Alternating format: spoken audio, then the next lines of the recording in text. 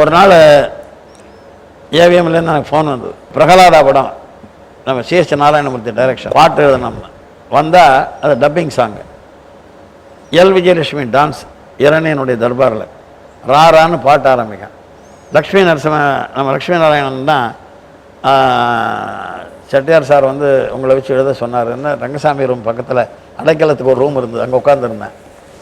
இது எனக்கு டப்பிங் வராதியான்னு முதல்ல எழுதிடலாம், என்ன அர்த்தம் அப்படின்னா அந்த இரணியனை புகழ்ந்ததை பாடுறேன். ராரான்னு ராரான்னா வா வா அப்படின்னு, அதான் தப்புன்னாரு. வாவான்னு ஆஃப் லிப்பு இருக்க, ராராக்கு லிப்பே கிடையாதுன்னாரு. ஐயோ இது இவ்வளோ பெரிய சமாச்சாரம் எனக்கு வராது, அதனால் பக்குவமாக சொல்லிடியான்னு சொல்லி வீட்டுக்கு போயிட்டேன். மறுநாள் நம்ம மணியன் இருந்தார் ப்ரொடக்ஷன், அவர் வந்து உங்களை கூட்டர் சொன்னார்னார். லக்ஷ்மி நாராயணன் இருந்தார். வராதுன்னா அவருக்கு டப்பிங் எப்படி எழுதுறதுன்னு கற்றுக் கொடுப்பா, எழுதுவார் அப்படின்னு சொல்லி நான் இன்றைக்கி 250-300 படம் லேட்டஸ்ட்டாக வந்த சிரஞ்சீவி பையன் ஹீரோவாக நடித்த பாருங்க மகாதீர், அது வரைக்கும் நான் எழுதினதுக்கு காரணம் உங்கள் அப்பா போட்ட பிச்சை தான். எதுக்கு சொல்ல வரேன்னா, அவருடைய பெரிய ரைட்டர்ஸ் எல்லாம் இருந்த இடம் இங்கே. வராதுன்னு சொன்னால் டிஸ்கரேஜ் பண்ணி விரட்ட மாட்டார்.